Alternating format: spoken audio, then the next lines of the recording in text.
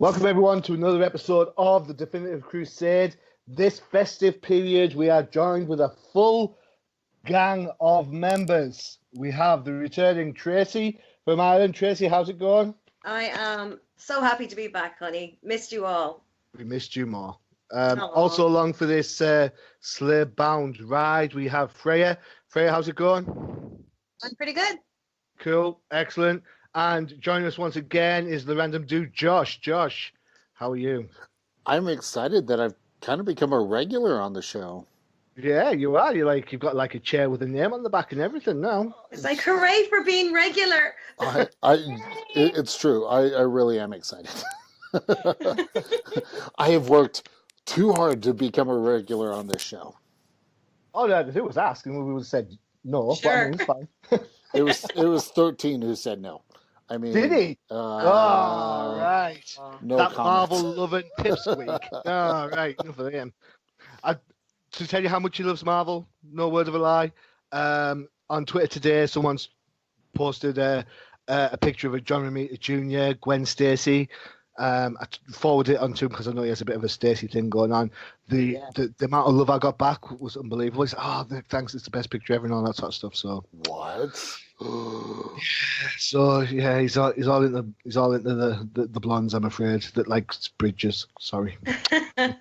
Savage. I can feel his eyes rolling. Yeah, cool. That's fine. We all gotta have a hobby. True that. Damsels, bridges, and despair. What more can you want in a comic book? Right. Okay. Lots of men with their shirts off. Right. In that case, right, we're going to go through a spate of the books that are out in the local comic book shops, and we're going to then finish off with a roundup of our favourite books of the year. So we'll start off in, I guess, in a semblance of order. We're going to go with Teen Titans number 25. Freyja, I believe this is on you, so would you like to take it away, please?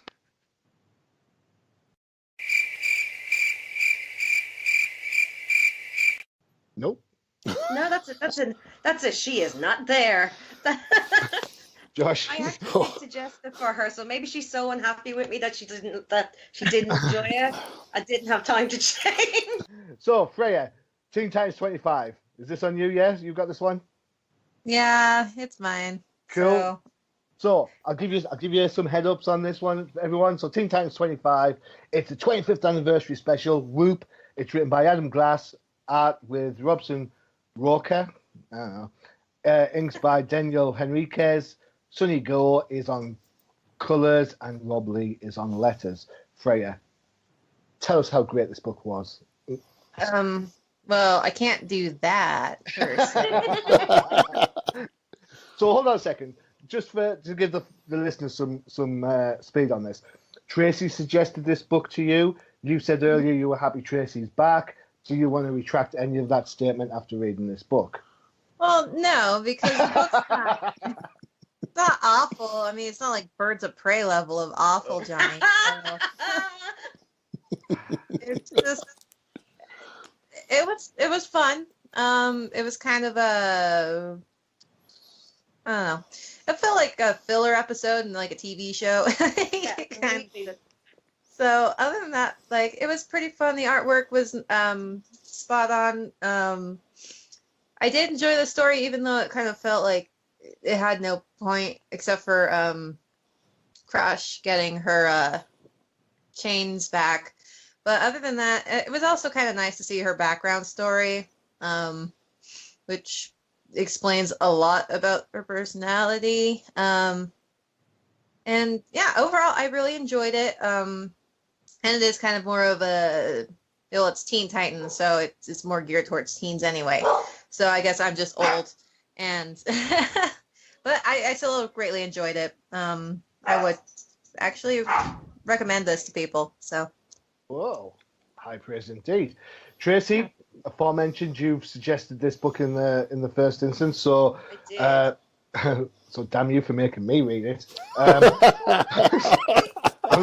I'm going to call it. I'm Okay, going to call it right. like I say. My mindset behind this book is I'm quite into the anti-hero thing, as you all know, and she is probably one of the best in the younger generation. She has a crazy ass dad. He's Lobo. We all understand why she has such strange mannerisms after being brought up by a set of parents who probably would have been better off if she had been brought up by Lobo. You know what I mean? She might have been more adjusted to the social world, but I really enjoyed the visuals. I thought it was really nice the way they had drawn it. There was a lot of kickbacks to some of the older style comic books that I enjoy. And I really like a kick-ass bitch, and that's what she is, and I enjoyed reading it.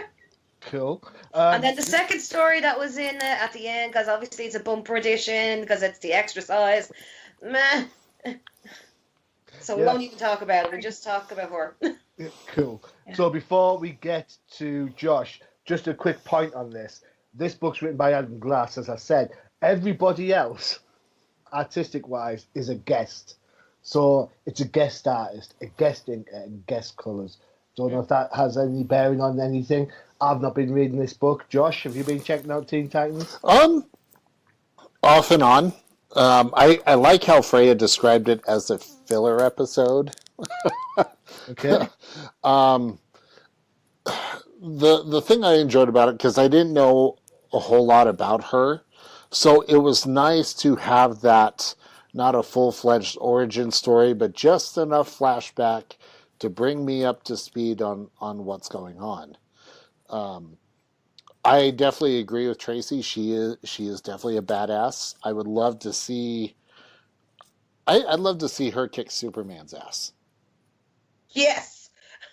I did find it kind of humorous that her arrival on planet Earth seemed very, very similar to Kal-El, just a different set of parents and different lifestyle.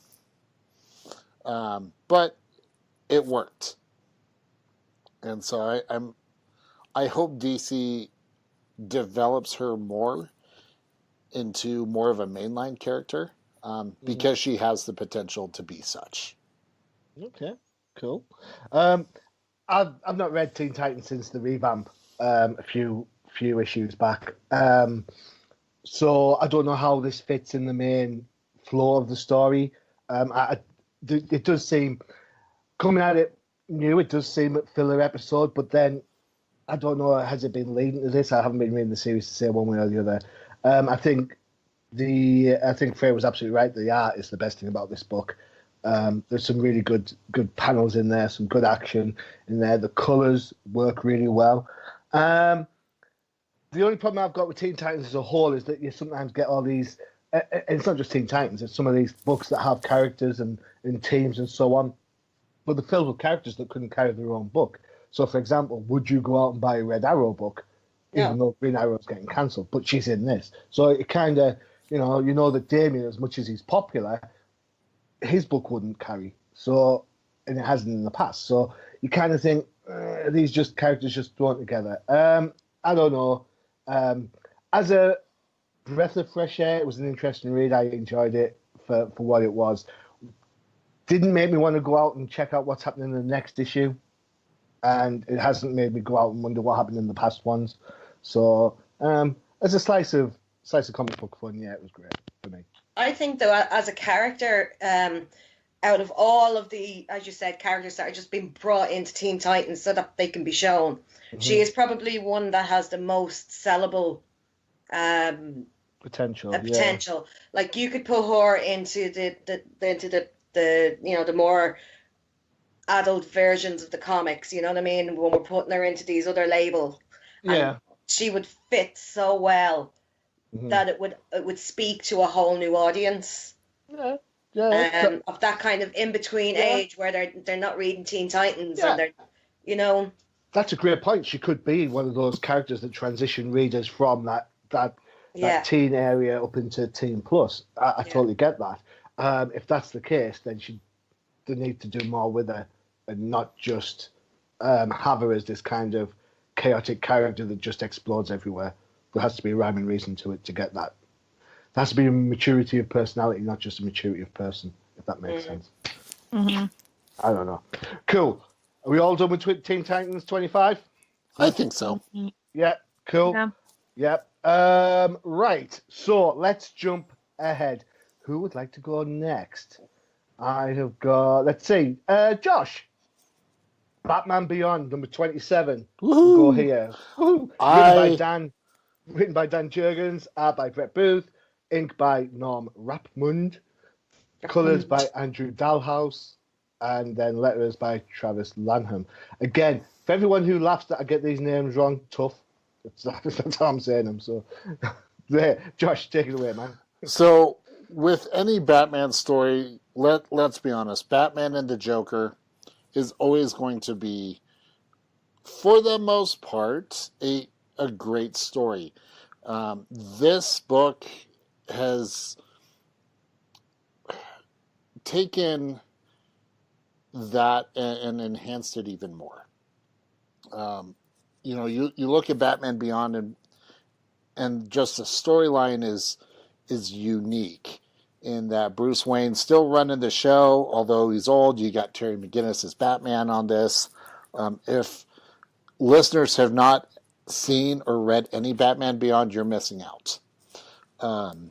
But I loved this book. It was definitely dialogue heavy, but it was the Joker. And I loved it. Absolutely loved it. And it was kind of cool to finally see Robin in this world. I think they did really well with designing him, utilizing who Robin is as far as the mantle of Robin, but using it for this age of Neo Gotham or New Gotham. And that last panel at the end, oh my God. I saw it coming, but I didn't see it coming, if that makes sense. Kinda. Yeah. But the artwork was spot on.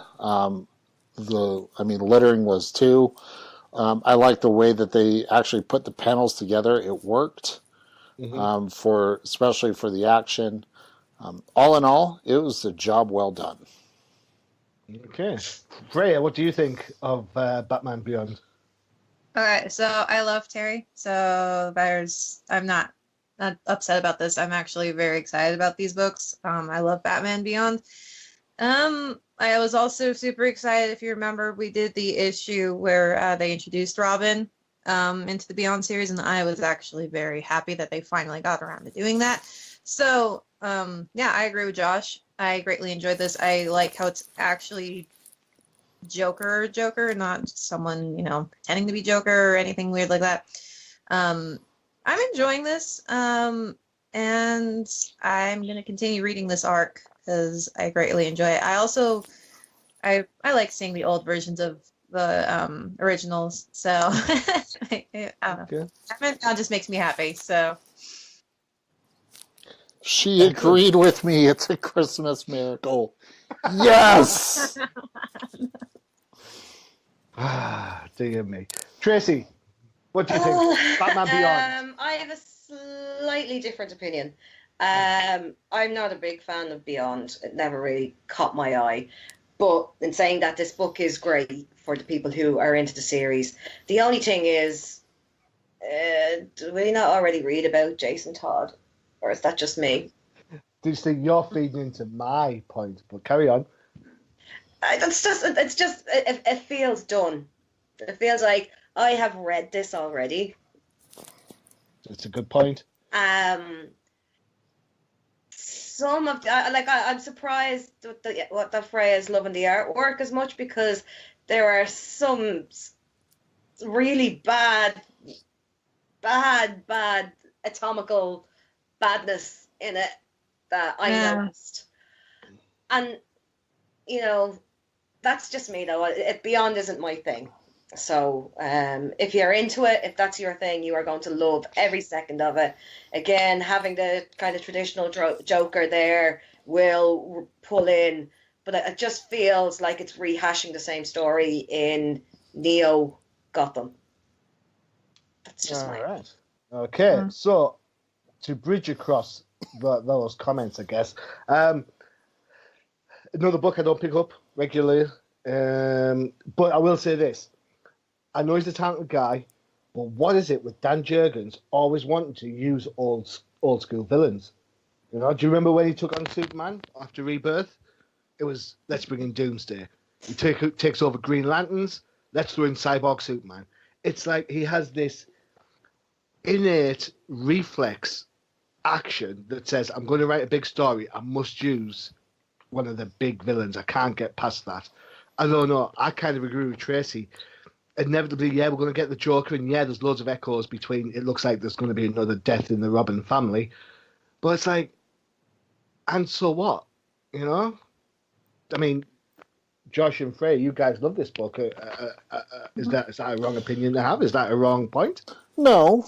The thing I would say with it, though, at the beginning of Beyond, and I'm referring more towards the cartoon on this, when the original Joker, and I say original with air quotations, when he made his appearance, Terry McGinnis was not as confident in taking him on, based on what Bruce was telling him and just his experience. Terry McGinnis is a lot more experienced now, and so has a little more knowledge in going up against the Joker. So while yes, it has the appearance of a rehashing of a previous story, as Tracy said, we also have a very different Terry McGinnis. So, let me... So, Fred, go ahead. Okay, what I was going to say is, I mean, I did also get the Jason Todd vibe from the whole thing, and I felt like that was on purpose, but I feel like it's not going to be the same because with Batman, these are different characters. It's not Bruce, it's Terry.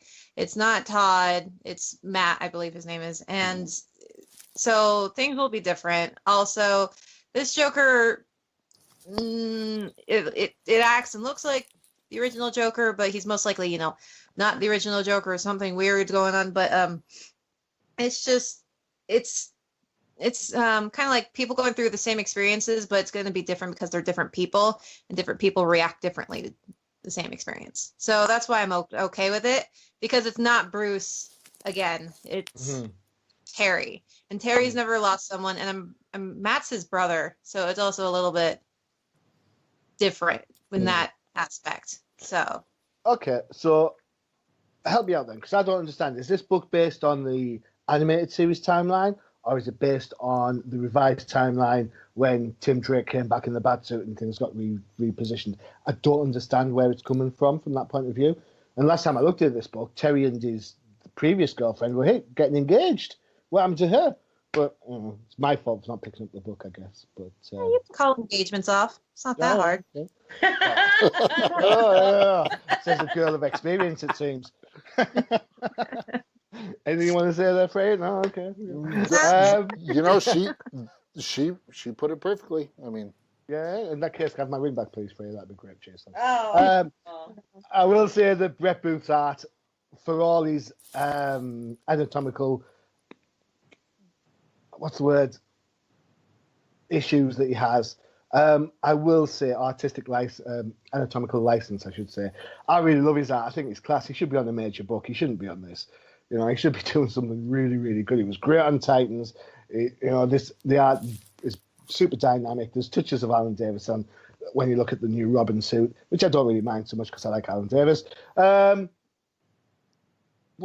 really, Brett Booth on this? Surely he's better for other books. Not that I'm gonna, talk about maybe being on, something else that's got a little bit more pull. I don't know what you want to say. I don't know. That's just my. I think they're trying a lot though to bring these bigger names to the smaller comics to increase sales. I just think that's what they're looking for. They want people to start reading a bigger, wider selection, instead of it being just the small subcultures who enjoy certain, aspects of the universe, That's a really good point, and I would buy totally into that if Batman and the Joker weren't in this book. You know what I'm saying? It's like we're going to invest in this whole new universe, but we're going to rely on Batman and the Joker, which is kind of like not trifecta. Who's missing for the trifecta? Who do we need in there? Yeah, it's kind of like you're trying to say, well, I want you to read something new, but I'm going to give you the old characters anyway. So is there anything really new in the first place? I don't know. Right. Okay. Next up, we're going to go over to Gotham. That seems to be the case. Batgirl. Batgirl number 30, written by, I can't say this, Meg Reed Scott, maybe. Paul Politas on art, Norman Rapmund pulling double duty with 2 books on inks. Yeah. Colours are by the fantastic Jordi Belair, and letters are by Darren Bennett. Tracy, is this your call? This is my call. This is a pretty book. I like it. Okay. So the premise, as we all know, Gotham's in turmoil. We know there's been the GCPD are corrupt, and now we have a politician who wants to kick them out. But then we've got anarchists who are trying to, make the GCPD look like shit. And then we've got Batgirl who's just had her implant fixed, and it's her first time back out there. And it's all what you need. And then there's like angst because her and her dad are fighting with each other because she wants to, save the world her way, and he wants to save the world his way. I really liked it. I can't tell at all. I picked up a Batgirl book and I went, I really want my niece to read this one. Yeah. All right. Cool. Any really key points that you really liked, or was it the whole thing? I loved the visually there's the variant cover. Excellent. Oh my God, it's just, I want that as a poster on my wall. I really enjoyed how they done the lettering. I really enjoyed how the kind of internal monologue was coming through so well, without it being, because it is a bit word heavy as well. And even in some of the smaller panels, it's more words than image.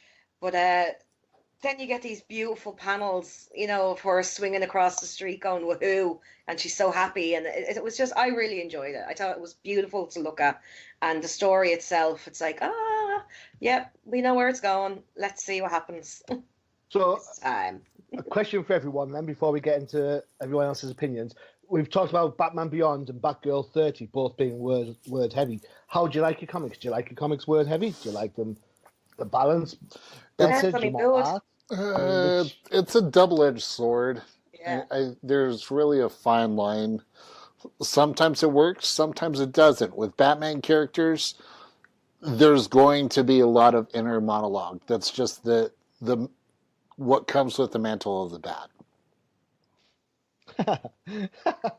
Congratulations, you've become a bat. He's a dictionary, learn it. And it's a saurus.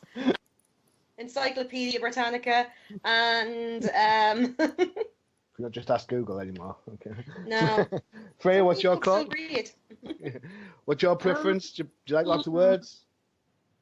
It depends. I do feel like the Bat Family, it works because Bat Family's a Bat Family. They're not exactly the most teamworky type of people. They usually run around like doing stuff by themselves, which is why they did the Bat Family to begin with. It's not like, or anyone else, or the Green Lanterns where they have partners and they can talk to them. They kind of usually end up doing their own thing.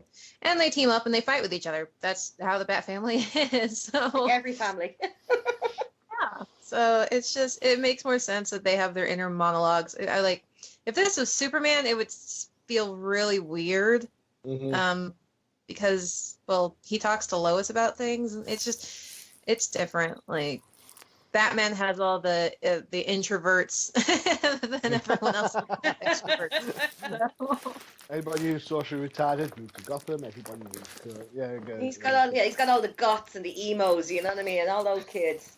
Mm-hmm. Love it. All right, Freyja, what did you think in the corner? I'm not ashamed.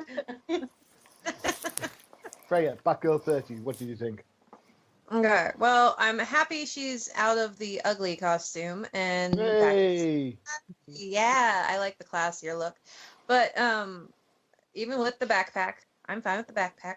But it's I had a love-hate relationship with this book. Like some parts of it I liked, and other parts I'm like, so I don't know. I think it's just because I have a personal distaste towards politicians of every sort. So Yeah.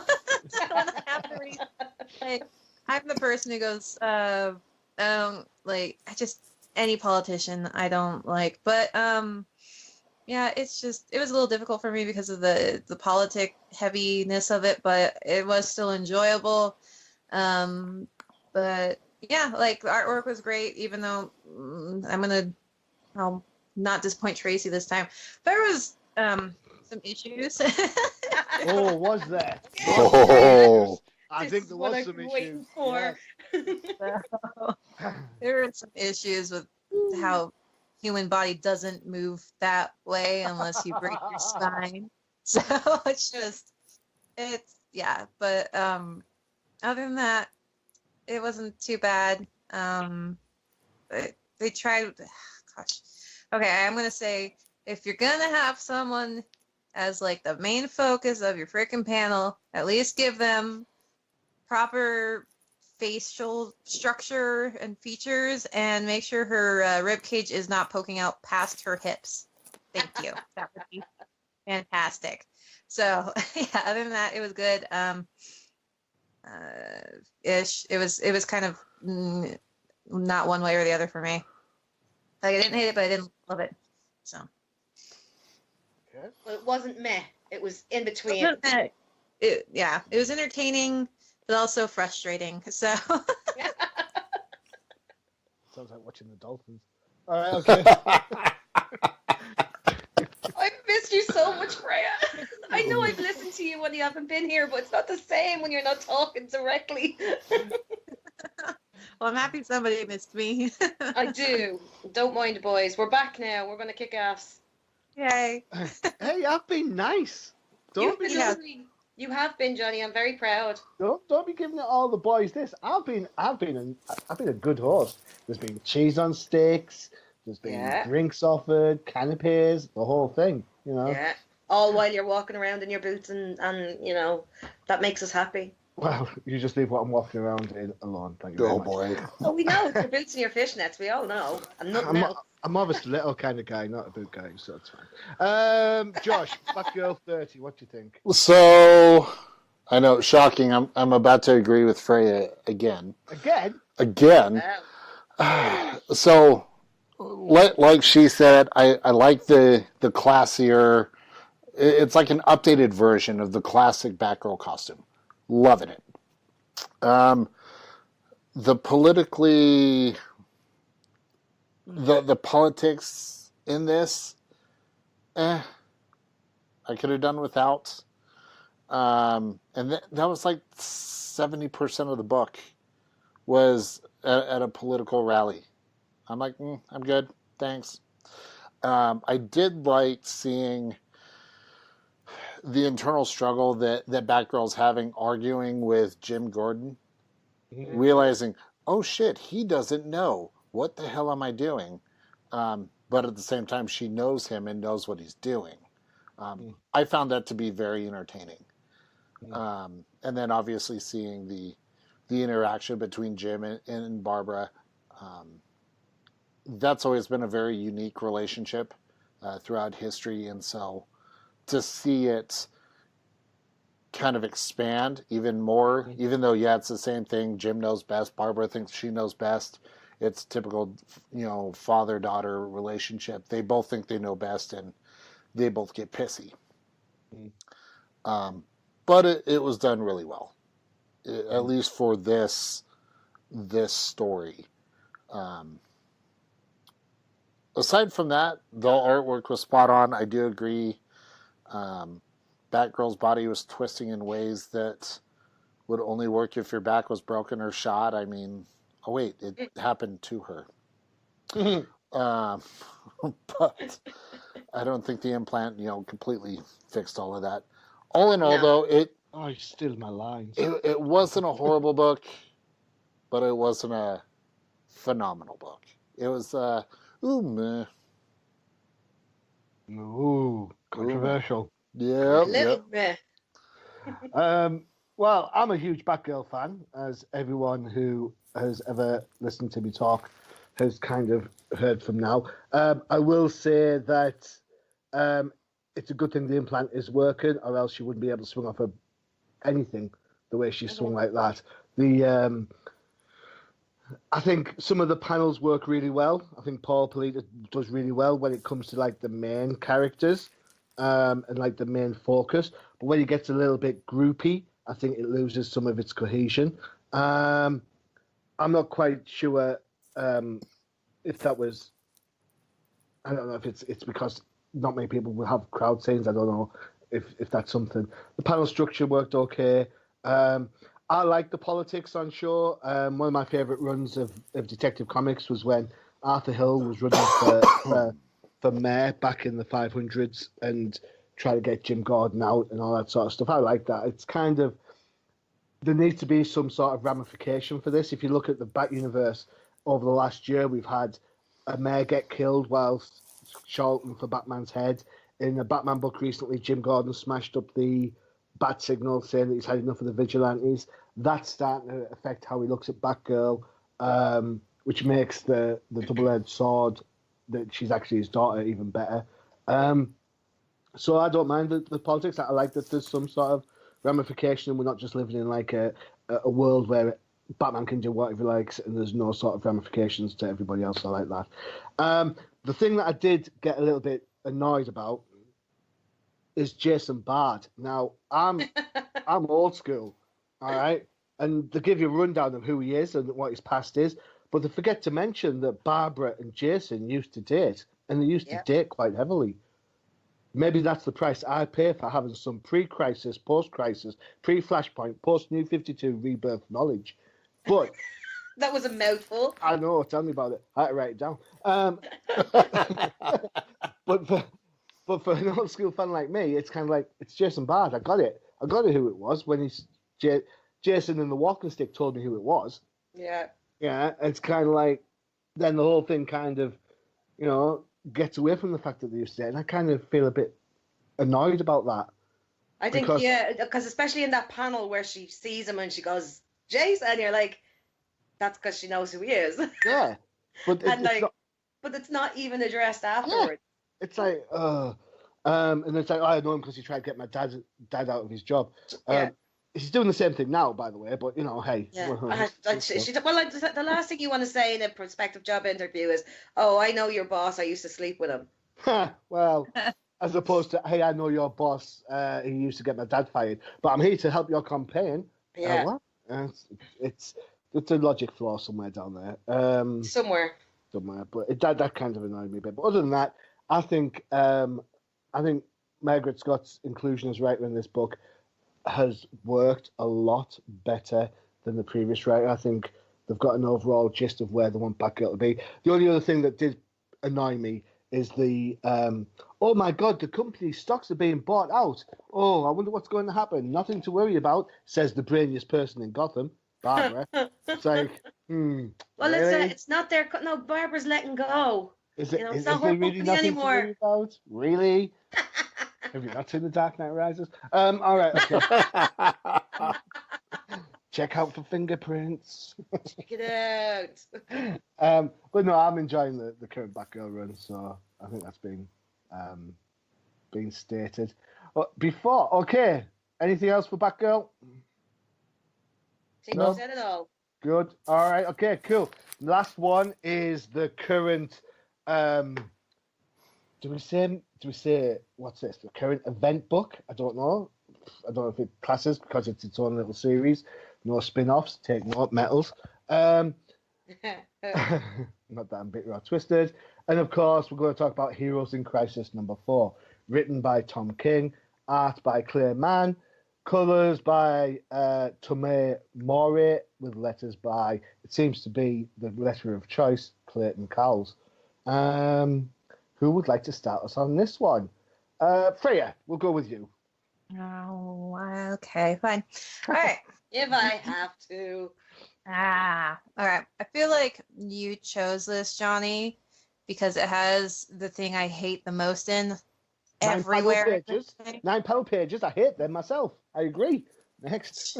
Swearing, that's not really swearing. The simple swearing. And at this point, I feel like DC's doing it on purpose. I don't know why, but I'm going to blow up my own ego and be like, they're doing this to piss me off specifically. Well, you know, they listen to the show, so of course, yes, absolutely. I feel exactly the same about DC Universe app. They call it Universe, but it's only for the United States. Yeah. You know? No. Hey, guys, guess what? Young Justice is on, but 3/4 of the world won't be able to watch it. Hey, good work, DC. So that's what's pissing me off. So, yeah, you're probably right. Not bitter much at all. Oh, man, I am pissed off with it, to be fair, but there we go. Sorry, back to the book, Freyja. All right.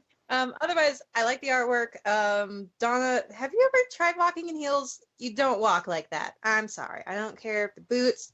You don't walk like that in those heels, or else you break your ankle. It's not going to happen. So, I'll explain that into you then. Got it. Cool. Sorry, it's just don't walk. Anyway, I'm gonna step away from that. I like usual. I like the artwork in this book. I've been liking the artwork. It's been fantastic. Could do with a little less Harley, but that's just personal preference once again. Also, I did enjoy the interaction between Lois and Superman because I was like, so. This is some interesting. I thought it was like foreplay, but then it's like, no, we're talking about. I was like, what's going to happen here? This is the doorway. That panel when we were holding our t-shirt down past our knickers, and I'm like, what's happening here? I get a bit saucy. we really got a glimpse into the Fortress of Solitude. Yeah, I mean, John is obviously with Damien at this point he's home because he can hear everything, so they don't get sex. But anyway, hey, that's the rules in my house. Kids over, it's not gonna happen. Yeah. Like I greatly enjoyed this. Still, even though I have no idea what's really going on, and it's book 4. I did enjoy it.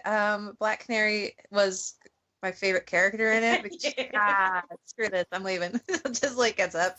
I like her and everything else. The whole thing with I didn't like the encounter, the whole thing in the Batcave. It was nice to see the Trinity, kind of bantering a little bit, but not in Superman's being gloomy because I don't know why. And first of all, why would he let Lois print that? And that whole thing that she's she's a reporter and I am too. I'm like, well, yeah, but she's not printing off who's everyone's secret identity, which would also be extremely newsworthy. Like, it doesn't make sense because she has all this knowledge to begin with about all this stuff. And now all of a sudden she wants to print it when this horrible thing happened. It doesn't feel like Lois at all. It felt weird. Also Superman, not wiping her mind about it was also kind of weird. Just the whole thing is weird. Honestly, I don't know what's going on. Okay, cool. Josh, I've really, really, really enjoyed this series. The Sanctuary interviews are great. I agree again with Freyja. 3 for 3 today. what is the world coming to? Black Canary's interview was great. That was like the best 9-panel page ever. Sit there. She looks at the camera. Fuck this. And then leaves. And then the rest 6 panels is just the recording of no one there. It was perfect. I was annoyed with the scene in the Batcave. I feel like Clark has betrayed the Trinity, if we want to call it that, and really kind of betrayed all the superheroes in the DC universe. by even permitting this. I did like Batman's reaction. Great. Now I'm going to break the dinosaur. I would love to see that happen. I hope to God they put that in the next book because I want to see Batman lose his shit. Or, lace his gloves with kryptonite and then beat the living hell out of Superman. I'd be good with that too. Yeah. And all in all, it's been a good run, and I'm excited for more.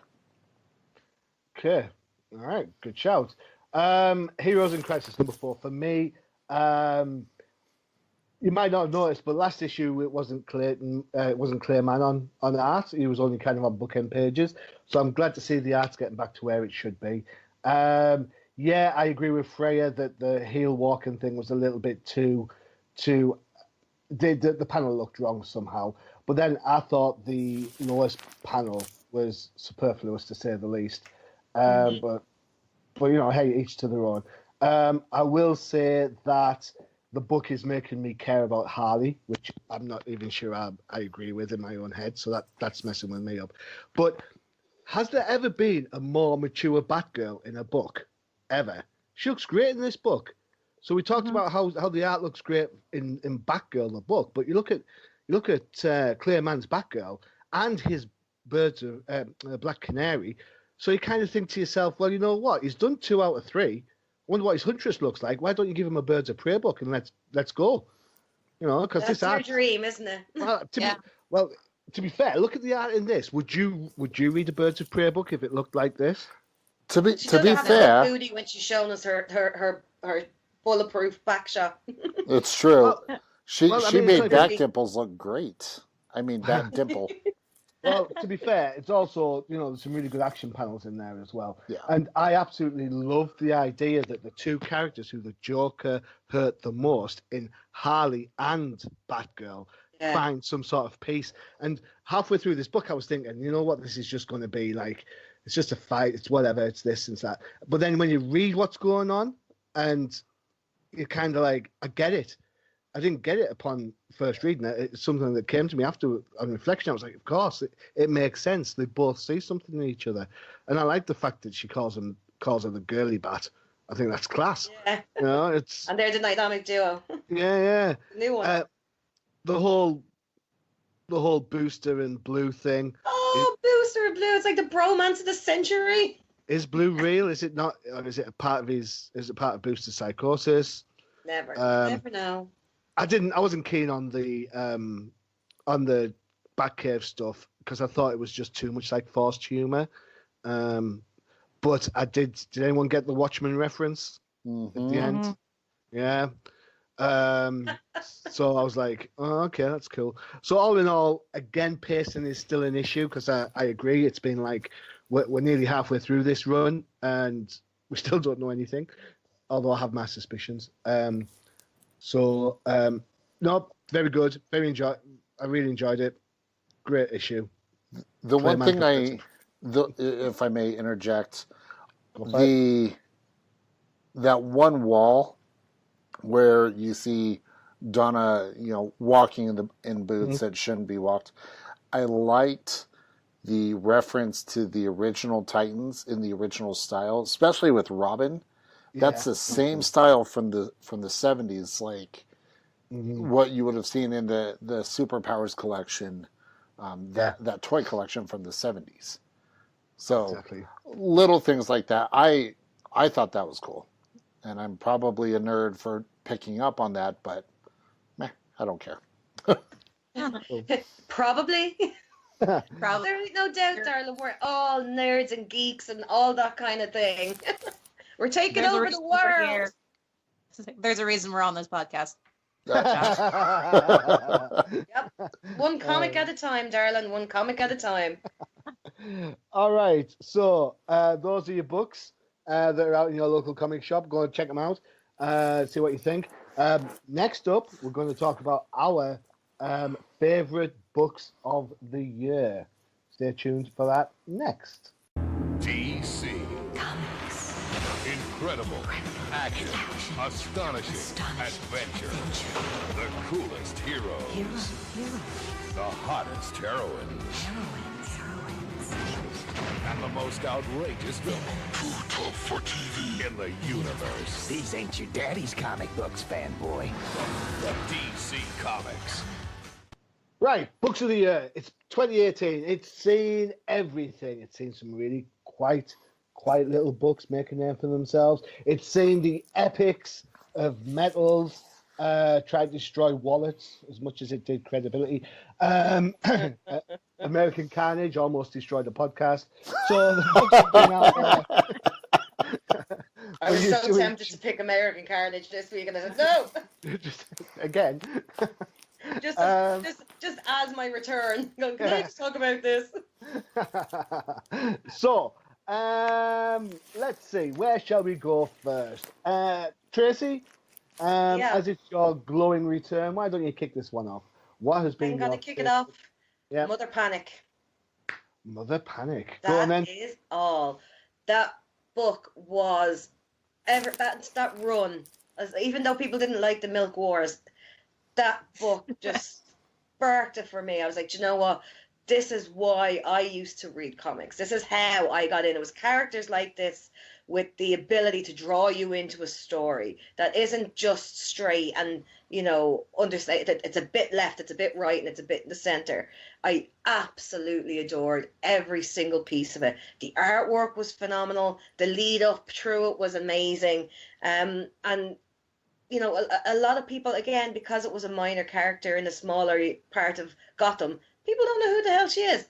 This year, everybody knows who she is. Okay. So, was it the writing? Was it the art? What do you think? Was it the storyline? Storyline. I think it was a bit of everything. I think the storyline, it really, for me, it pulled me in.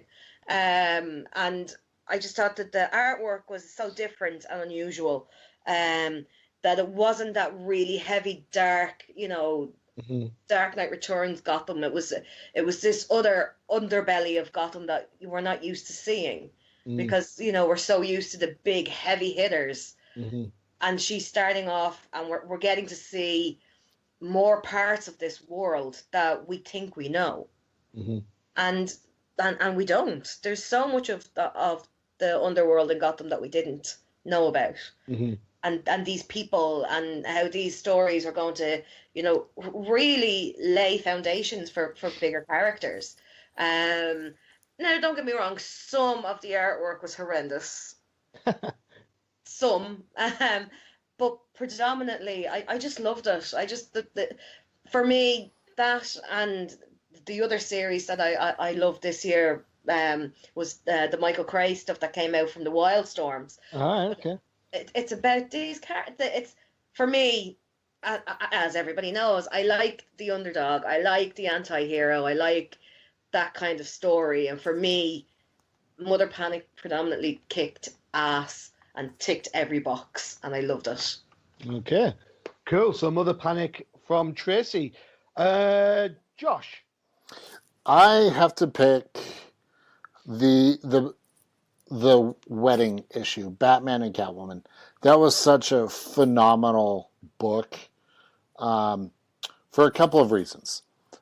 Two, the dialogue between, the letters between Batman and Catwoman was so well done. The guest artwork of Batman and Catwoman throughout history was great. And not going to choke. Reviewing it with my son. Oh my God, yes. That was, not going to cry. That was one of the best podcasts I've had the honor to record. Yeah. Yeah. Okay. Crying's done. I'm not crying. You're crying. I'm crying. You're crying. Whew. It was a moment I'll never forget. So that book has a special place in my heart. Okay, I'm good. Oh, Josh, it was a beautiful podcast. It was beautiful. Mm-hmm. So yeah, Batman 50 was up there. I was going to go with that. I went with something else. So we'll see how that goes later. Thanks for sharing on that one. Mm-hmm. If you haven't listened to the podcast, it's available. Yes, Josh. Yeah. UCPN. Yeah, we'll make sure it was the Random Dad Chronicles. There you go. And you can listen to that using Alexa. There you go. Hey Alexa, let me hear Josh cry. And then, Yeah. what? Great. And go get this episode. That's Freyja. the first time. Yeah, just don't ask for fishnets, for God knows what goes on. Freyja. What's your book? Okay. I'm gonna say my favorite book / series currently, even though it hasn't finished yet, is Batman the Damned, because that artwork still makes me severely happy. Plus, DC took a risk and showed Batman's penis, so good on them. Yes. And it has Constantine in it, who I absolutely adore. The whole thing it feels more Batman, like as close to Batman as you possibly can be, because it's dark, it's gritty. They actually swear when they mean to swear. I don't have any issues with any facial features. I like the coloration and I love everything about it. And like I said, it's not done yet. So if the story goes downhill, I don't care at this point. I've been enjoying it. So. All right. Okay. So yeah, it's a gorgeous book to look at. It's painted artwork, very dark, very mystical. It's kind of like an Elseworld book to some extent, with the different variations of the DC Universe characters that show up. You have to keep your eyes open for people like Zatanna, who is in there somewhere. So yeah, good shout. For myself, I'm going with a pretty recent book, I've got to be said. And I picked up my order a couple of weeks back. It's been sat with it being Christmas and everything. So I sat down the other day and I plowed through my books and stuff, and I came across this little beauty, and I didn't know what to expect from it. I just thought, hey, it's just another one of those annuals, but then I read it. And of course, I'm talking about Batman Annual number 3, The Other Side of the Penny, where we get to see Alfred on the night of the murders and how he's changed from that point on, and how Bruce reacts to him, and the end panel with it being Father's Day. I thought this is the book that tells me who Batman is without having to be all dark and gritty and all the usual stuff. It doesn't have to be a massive joke. There's not a big bad villain. It's about the Bruce at his core. So it was written by Tom Taylor, art by Otto Schmidt, who's tearing up Twitter with pictures of Black Canary and Green Arrow. So hey ho. It's a really, for me, as a one book, it tells a story, and it sets the scene, and it's everything that you'd want to see in a Batman book. At least I did. And Tom Taylor's been doing really well, because he did the Injustice Annual as well, which again featured the relationship aspect between Superman and Batman this time. So Tom Taylor's definitely got some game in that. There you go. So there you go. We've got a range of books from ourselves. We've got the Vertigo stuff with Mother Panic, throwing some Wildstorm in there. You've got a shed load of Batman. So there you go. That tells you pretty much where DC. I think we had a Batman heavy year, though. Let's be honest. That is a good shout. I mean, can anybody remember an event where Batman wasn't involved? Yeah. To be honest though, I'm kind of surprised Freedom Fighters didn't make your list. I loved Freedom Fighters. I've got to say, I want to see how it goes, because that's a 12-issue thing. So when we do this next year, and I've seen all 12 issues, unless DC Doomsday clock the schedule, then, which is now a new term for that. Thank you. Well, it might be different then, but Freedom Fighters number 1 was bang on. It was brilliant. So, but yeah, Batman Annual 3 for me. There you go. Any other near misses almost also runs from anybody? No, Did- I was kind of with Freyja. I was going to pick Batman Damned, and then I was like, no, no, No. no. Cool. I I'm was saving going to it. go Batman 50. Yeah, I kind of like Doomsday Clock. I like the premise of it, but then it just didn't deliver. Well, Doomsday, that was an interesting point, actually, because I thought about it. I really did think Yeah. about Doomsday. But then I thought, well, you know what? We're 3/4 of the way in. And if it had been on schedule, like It's the a bit original poop. schedule, I could have maybe said, yeah, go for it. But it's kind of got that pacing thing going on where, again, we don't know how it's going to go. So you can't really. And plus, you can't say series of the year because it's not finished. No. And there's not been one issue that's been spectacular, fantastic over the others. But granted, it has some good characters. Yeah, I mean, if we were talking about new interesting characters, you could definitely have Mime in there and Yeah. what's his partner called? Mannequin. Is it Mannequin. Yeah. No, Marionette. Marionette, sorry. So then, but of course, Doomsday 1 came out so long ago, it was probably 2016 that it came out. No. Go check, I think it was 2017. Easy. It was 2017. Yeah, so it couldn't be a book for this year. Yeah. Freyja, any also runs from yourself? Nightwing 50, perhaps? Nightwing 51? Nightwing Butsky. Don't just Nightwings. Why? Why did I have to ruin my Bat family? That's all I got. But it's okay because we still got Red Hood.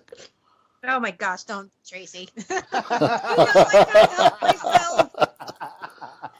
I can't help it. And on that note, so all that's left for me to say is I hope everyone had a great new year. We'll see you in 2019. Season's greetings from TDC. And don't forget to check out UCPN for other shows, including Outside the Panels, No Price Podcast, and go check out Josh's pod with his son talking about Batman 50. All right? Okay. This is the Machine Hughes saying bye-bye. Bye. Bye.